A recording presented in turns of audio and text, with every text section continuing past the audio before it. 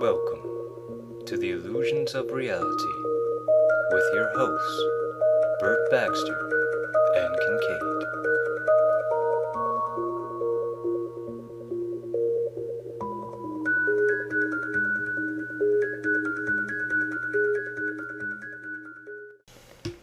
Welcome to the Illusions of Reality, your one-stop shop for conspiracy theory, current events, and the discussion of reality. I'm your host, Kincade, along with Burt Baxter.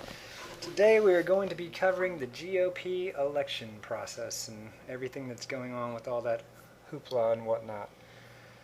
Alright, to kick things off here, let's go ahead and look at the most recent news here. We got Ben Carson stepping out of the campaign. That's already been, he gave his speech and the announcement was made a couple days ago.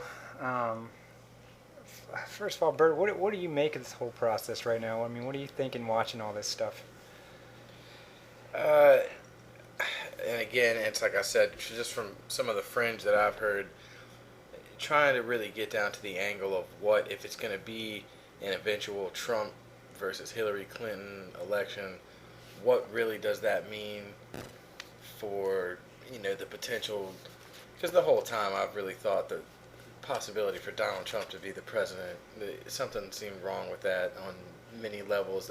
Not politically at all, it just seems like a circus sideshow of some sort. Distraction. Yeah, so what is the real agenda behind A, getting Hillary Clinton into the White House, or B, having, a competition between two people that really don't seem like...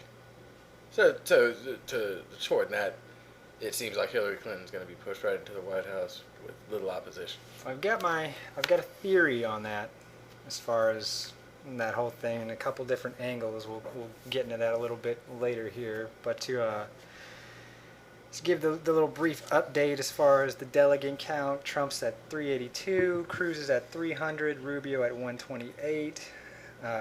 Kasich 35. Of course, you need that magic number of 1237, 1,237 there. So, I mean, looking at it, we're coming off the heels of Super Saturday here. So, a lot of stuff's gone down. A lot of things have happened. Just to get everybody up to date as far as everything that's going on. I'm sure a lot of people saw the big Romney speech, the hit piece that just came out. Yeah, and I mean when stuff like that happens, when they basically come out and they take aim and the Trump's in the crosshairs, it does give him some credibility for those who do say that he's a legit candidate and that he's anti-establishment, because it does look like they're trying to come out and thwart his whole campaign.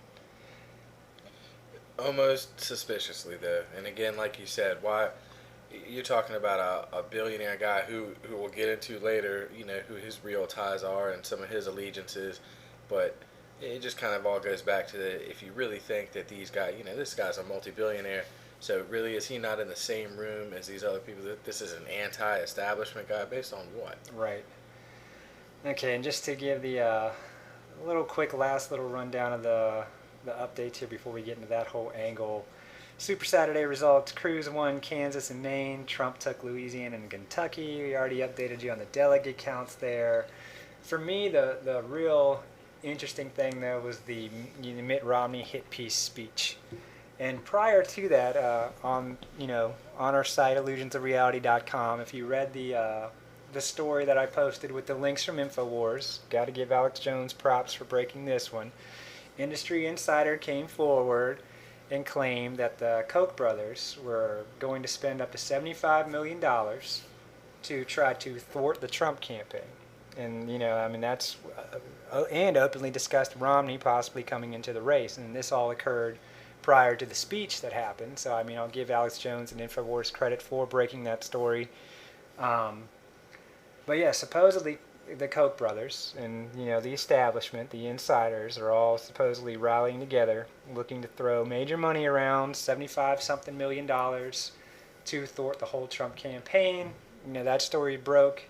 A couple days later, out comes Mitt Romney, dusted off, not the usual look and, sharp campaign sheen look with the tan and whatnot. Comes out and, you could read the teleprompter off the guy's face. That's how close his teleprompter was to him, where he's just, basically reading his programmed lines. And I mean, anybody who might be on the fence about the whole Trump campaign at that point looks at something like that, and if they're looking with some discernment, might think, well, maybe this guy is for real if they're coming out and pulling maneuvers like this.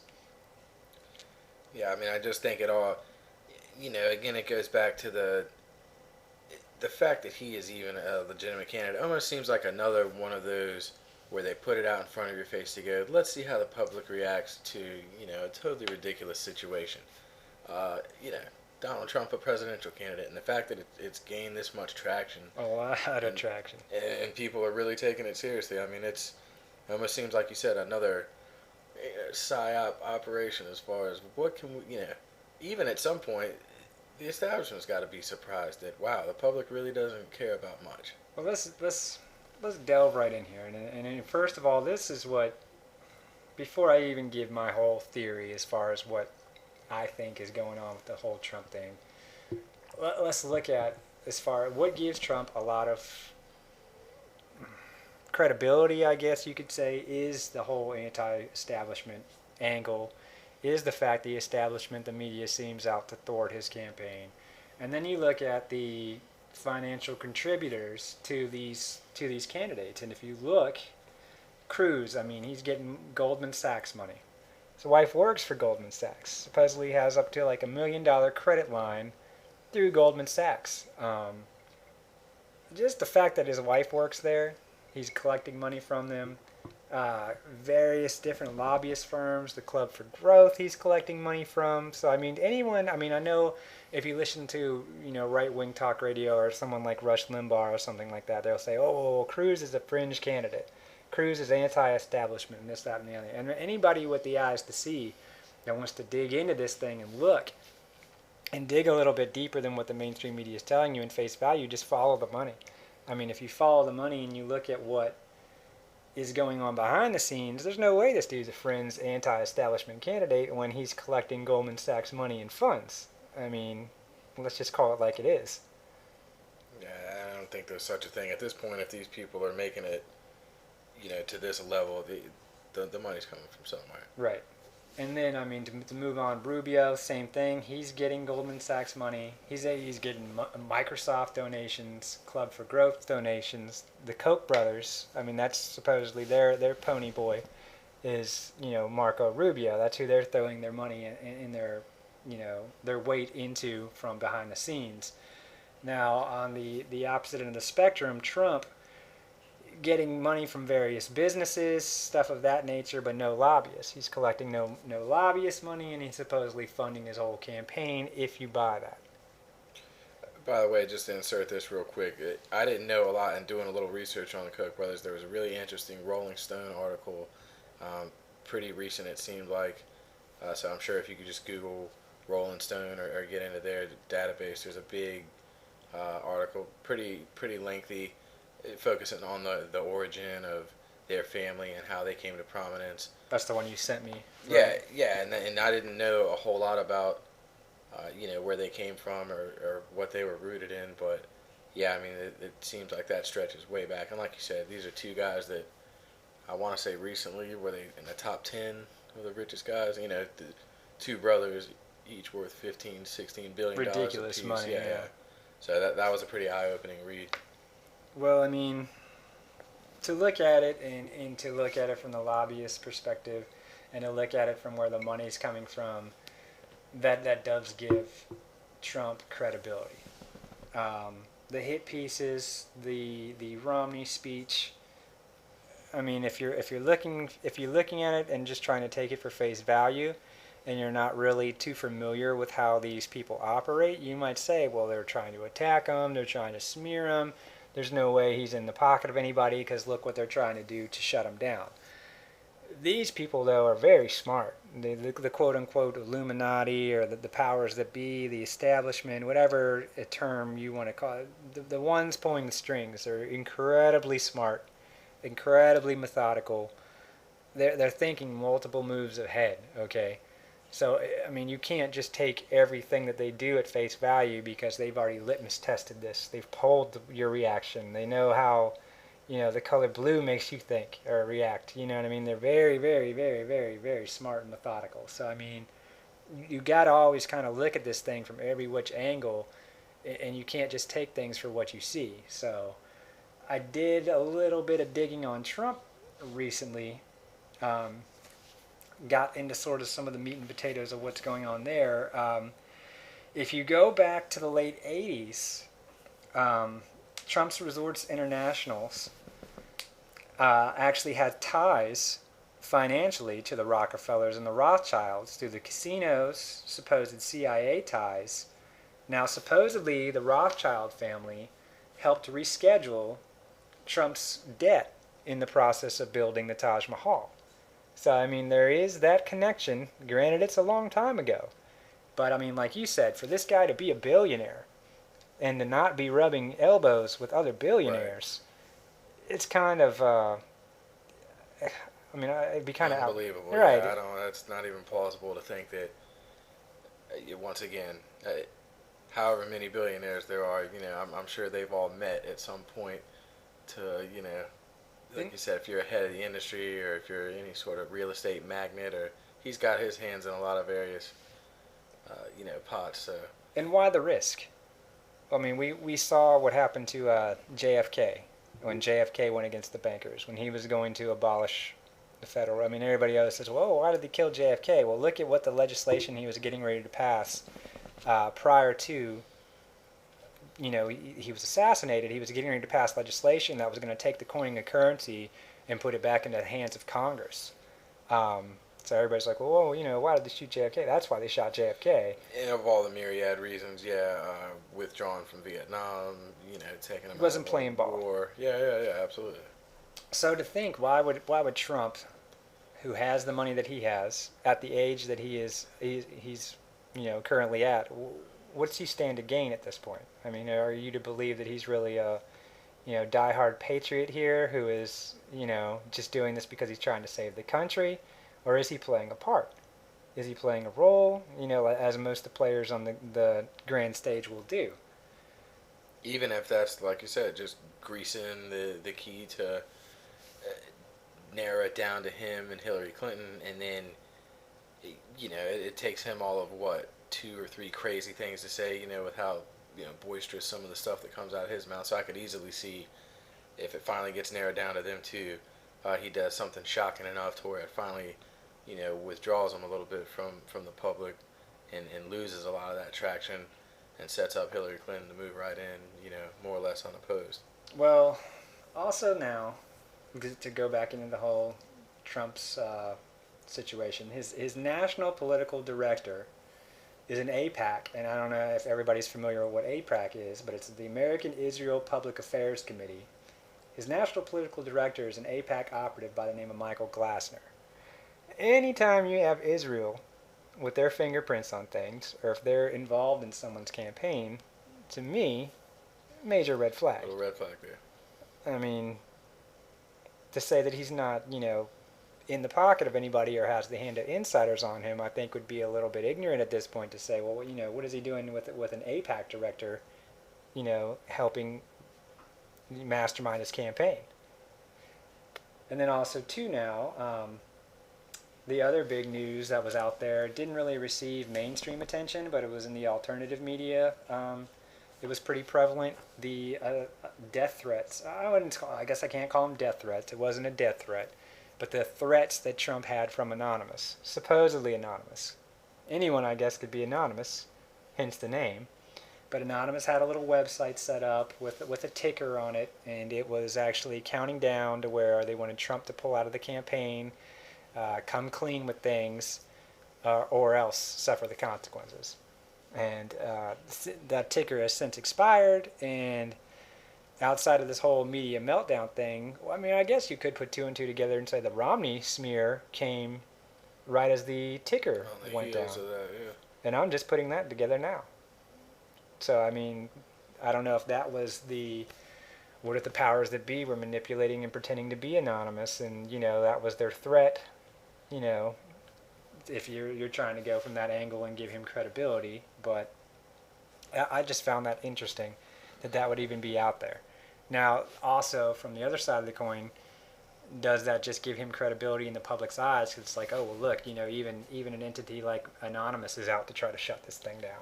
Right.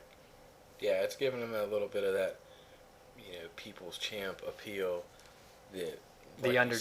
said, yeah, which I don't know. It seems like a very weird mix of celebrity worship and just this is American politics, but this is taking on a whole new undignified. I mean, it's almost like a reality TV show or something. Right.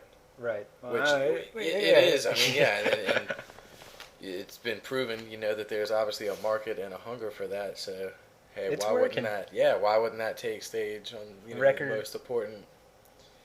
But I mean, wow, yeah, it's Record ratings.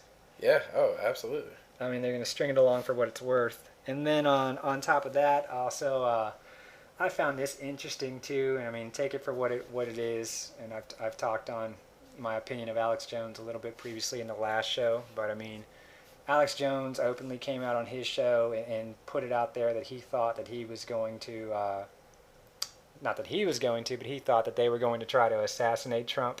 And if you've been frequenting the website often, you see where I posted that story. And we posted links to the videos of all that where Jones was openly coming out and saying, that he thought Trump was going to be assassinated, which once again, does it give him credibility?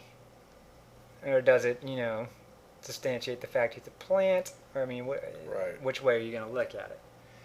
I mean, I guess at this point it'd be good to go ahead and let's just go out and throw the theories out there. Okay, I mean, you got the mainstream media narrative, which is Trump's an outsider, Trump's anti-establishment, he's not taking any lobbyist money, he's a threat. He's a threat to the power structure. That's the media narrative. That's what the media has you to believe. Now, if you also, like, if you throw it to the right-wing side and look at what the talking heads and the right wing are saying, people like Limbaugh and stuff like that as well, they're also saying that Cruz is like a fringe anti-establishment candidate. And I find it very hard to believe that anybody who's married to a Goldman Sachs employee and is receiving Goldman Sachs donations is a fringe anti-establishment, candidate. Right. With, campaign for the George W. Bush campaign and A lot of ties there. right. Push for Justice Roberts, and we all know how that turned out. Then also to tie in with the whole narrative of mainstream, the other theory is that Trump's just there to take the fall. And he's there to look anti-establishment, much like they used and manipulated Ron Paul for, Right. Years back. They're saying that, okay, Trump is just there to stifle any real candidate, to play a part, get through, become the Republican nominee, go head to head with Hillary Clinton, and then he's supposedly on Hillary Clinton's Gracefully bow. Right. Yeah, that's that at this point would seem like the most logical explanation to me, only because it really is looking more so every day like he's going to be the candidate. Well, what I find odd about that too is that if that's supposedly the case, why is this email scandal still front page news? Why is this supposed indictment still looming? Yeah. And why is that still front page narrative if this is the whole plan from the get go? That's a good question. So I mean that's out there. Well, there's a lot of. I mean, they're talking about it now openly on mainstream media. Oh, well, is Trump a plant? Is he just being utilized to further the Clinton agenda? I did see him speak up, and this was a little crazy just because you normally don't hear anybody in that position talk about when he said, make me president, you'll find out what happened on 9/11. I believe he Right.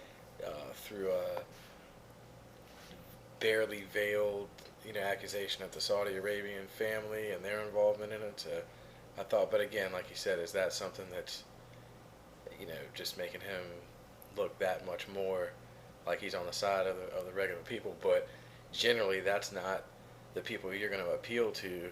The so-called truth movement and Right. tinfoil hat. Whereas like I thought that was a little out of left field. Well, then Entertaining nonetheless. here's my theory on it. Now, this is what I think, and bear with me here. Like I was saying, these people are very, very smart, the ones pulling the strings. They're very manipulative. They're very methodical. They're thinking 2 or 3 steps ahead. I mean, they always give you, a perspective from every angle to buy into that they would want to plug you into to think about, to where you're not using your own discernment and critical thinking to make a decision for yourself. So what I think is going on here is I think it's quite possible Trump is their guy. Trump is the plant from the get-go. Like, he's the guy that's working for them, with them, maybe knowingly or unknowingly. He is a businessman. Right. I mean, if you think this guy isn't going to answer to the highest bidder, whatever Business seat you give him, he's president of the United States. That's basically his whole platform has been is trying to return the U.S. to some sort of sovereign state for.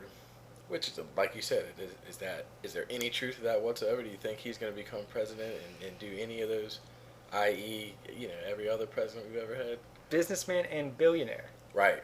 Billionaire. So it's not just a little money we're talking here. But what if, now, like I said, ride with me for a second. What if Trump's their guy from the get-go? They learn their lesson from the whole Ron Paul thing, where they're like, okay, an anti-establishment candidate can get a lot of traction. An anti-establishment candidate can get a lot of support. What if they make their guy the anti-establishment candidate, controlled opposition, put Trump in there, have you think and have everything look like, Trump is doing everything to shake up the power structure, to crumble, the establishment. But in reality, it's only to rally the people behind him just to push forth their agenda in the long run anyways. Isn't that to an extent what we have currently? Right. With Obama, rode on a platform of change and things are going to be different, and 8 years later, and I don't ever get on any, soapbox about whether that was right. As as a whole, I think this whole thing is a farce, and I think every one of these people are quote unquote their guys. But, to not even really change up the previous administration, most of their laws or most of their, doing forward the same agenda. No, absolutely. And I mean, that's something that seems almost so blatant now, 8 years later, that not much has changed yet. There's been really no. Once again, it's like you said, it's almost like an experiment. Well, they didn't do a good job of hiding it with Obama. I mean, the Enigma of Obama, the name, the change, the birth certificate, came out of nowhere, ran the sleekest, most streamlined campaign in American history, became the first African American president, and supposedly was just the everyman, that was for change and hope and, all psyop, all propaganda, all with the machine behind them. But people bought it hook, line, and sinker. And could they just have gotten that much more manipulative and thoughtful in their process of it all with Trump? Or I could flip it over and say the same thing about, now you take away her ties. If her name wasn't Hillary Clinton and it was, Hillary Williams, and we didn't know, any of her previous ties, to the prior president, couldn't it be the same thing? Just a first, the first lady American president. Right. Well, Americans love their firsts. Yeah, no, it just seems like this is a recurring theme here to go from, traditionally you look until, the last 2 presidents possibly, and now it's almost kind of like you said, a further deterrent or a further distraction, or just to inject some sort of, for the newer generation, for the newer kids, give them something, hopeful or excited about. Right. While really, not making much change at all. And someone that everybody's very familiar with, celebrity, national figure, no political ties. Right. And that's to say he has no political ties, meaning as a politician, financially, of course, his fingerprints are all over politics, but that also gives the whole credit. I mean, they're smart enough to think of all this prior and way in advance. It's just insane that's what gains traction with the people of today, more of a celebrity movement than, what are this guy's credentials as far as any sort of, political anything. Right. Lawmaking, just it almost doesn't seem. I thought. Well, it's very Obama-esque too, because like you said, what are his credentials? But when you get down to the debates and you get down to the meat and potatoes of what exactly is the substance of what he's running on, it's very vague. It's the very. I guess at the same time, like you said, look at Ronald Reagan. He was a TV actor. Right. Right, and I mean the same thing with Obama. It's hope and change. Well, hope and change is 50 million things to 50 million different people. It can be one thing to you, one thing to the next guy. It's never anything concrete. It wasn't anything of substance, but that worked. Right. So I mean, it's almost like the same song and dance again. But I mean that's my theory, is that he's establishment. I mean, he's got ties to Israel through AIPAC in his campaign. He's already talking about appointing CFR members into his cabinet if he becomes elected, which goes to show you that if he is in the know and he is that well versed, then he would know the detriment that would pose, and to interject more of that into government. So that's my theory, is that he is the establishment man, and that they're just doing a very, very good job of disguising it to make it look like he's not. Also, I mean, just to go back to what we were talking on talking points as far as stuff that was giving him credibility and stuff about him, the New York Times columnist Ross Douthat, I don't know if I'm pronouncing that right, tweeted a joke about his assassination as well, which had the Trump supporters pour out in droves saying, oh, look, they're still talking about killing Trump. They're talking about assassinating him. He's getting so close. He's touching a nerve that we got to shut him down. Like... Yeah. The same narrative again, you know what I mean? So, I mean, that's just me pouring the contents of my mind out on it. I just don't foresee them. They're not going to put anything out on the main stage that's beyond their control. If he was really beyond their control, they would have killed him already. Yeah, or you'd hear a lot more, what are you going to do that's going to illuminate, some things to the American people that you feel we really should be privy to. That's Right. why I thought that 9/11 thing really kind of came out of nowhere, because, things like that really aren't even taken serious on that level. It's like I said, to try to appeal to, but again, like you said, who knows? All about demographics and trying to secure, some sort of vote. I'm sure there's plenty of people that don't believe in any of this, that if the blinders are on and you really think there's a true guy, an everyman candidate that could offer a glimmer of hope into things like that, hey, I just don't think that's a big enough part of the population to really go after. Well, I could be wrong. I mean, he could be, but going back to what you're saying, where he's like trying to touch on the fringe there with the 9/11 thing, Hillary Clinton a couple weeks ago came out and said she'd get to the bottom of the whole extraterrestrial UFO thing. Yeah. She kind of was touching on the same audience there.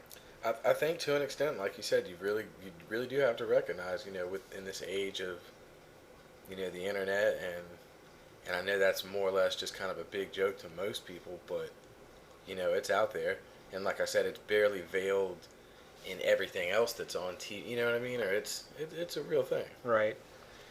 Well, I'm of the opinion that it's all controlled. They wouldn't put it out there. If it was really a threat, it would have been handled already. He would have got the talking to. Ross Perot came forward and openly stated he was threatened. His daughter was threatened back when he ran. So anybody that's a threat to the power structure is going to have their legs cut from under them, their momentum stifled. That's why I think it's all controlled. It's just co-intel. He's controlling the opposition through supposedly being the opposition, when he's actually working for the establishment. Just another quick talking point. If you haven't seen it yet, look up and I'll post it on the site. I don't think I've posted this on there yet. The creepy video of Ted Cruz trying to kiss his daughter, man.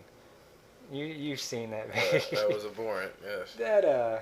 And then, he tries to, for those who haven't seen it, tries to kiss his daughter, goes in, pulls her in for a kiss. The daughter pushes him away, and then the creepy look that he gives the camera, are the cameras watching me right now kind of look that he gave. It's just, and then the other digging I did, in 87, Marco Rubio, his sister was actually her husband was busted for a huge drug scandal in Miami back in like 87, 88.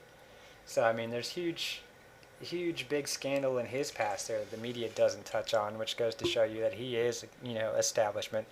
Same reason the media doesn't touch on Ted Cruz, with the Goldman Sachs ties. I mean, Rubio, huge drug scandal in the past in his family, doesn't get brought up, doesn't get thrown at him at the debates. So I mean, take that for what you will. But I mean, I thought more would have been made. Did you see with the Trump thing and the David Duke and the KKK were acknowledged? So I thought that kind of might have been a bump in the road. But if he does in fact end up being the candidate, I mean, it's going to be a nasty, between him and Hillary Clinton. That's going to be a mudslinging affair. But it's like you said. My feelings in general on the whole state. I mean, whoever they want to be in there is going to be in there regardless. It might be a little dog and pony show for us for a while to watch, and now apparently, like I said, it's taken on the life of a bad reality TV series. But when you really think about it, this is the leader of the supposed free world we're electing here, and it's almost looking like a game show or something. It's weird. I thought the whole David Duke thing was funny. I mean, if Trump is establishment and if he is, playing a part here, they're doing a brilliant job of making it look like he's not. Because, I mean, even like the David Duke thing, like they're coming out of the woodwork with, what I mean? Like, oh, the KKK supports him. And like, Right. David Duke, who's like, as anti, Jew, anti-Israel as you can possibly get. He's behind Trump, and Trump wouldn't denounce him and disavow him. I mean, they're doing a brilliant job of literally hitting it from every angle. So, I mean, I don't know. Take it for what do you guys think out there in the comment section below? Do you think Trump's establishment? Do you think Trump's legitimate?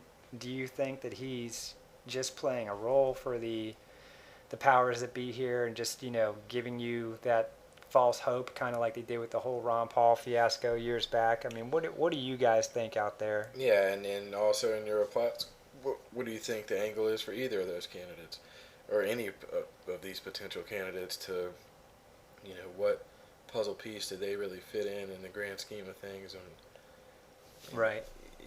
Well, what do you guys think? Let us know down there in the comments below what your whole take is on it. What angles do you think they're working? Who do you think's legitimate? Who do you think's controlled? And let us know. And then, of course, illusionsofreality.com.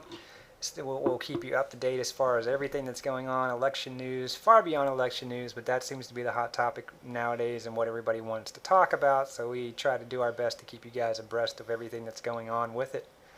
So, illusionsofreality.com. Let us know what's going on in the comments down below.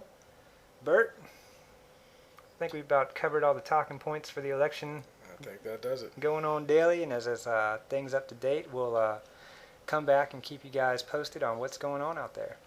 So, anything else you want to add? Signing off on this episode. All right, guys. Check us out, illusionsofreality.com. Give us those comments, like and subscribe. Everybody take care.